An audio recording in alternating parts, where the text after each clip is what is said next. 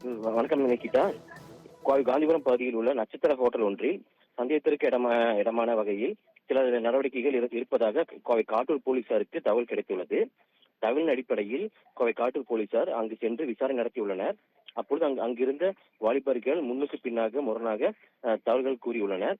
தொடர்ந்து அவர்களை தங்கியிருந்த அறையை காவல்துறையினர் சோதனையிட்ட போது லேப்டாப்கள் மற்றும் செல்போன்கள் இருந்தது கண்டறியப்பட்டது.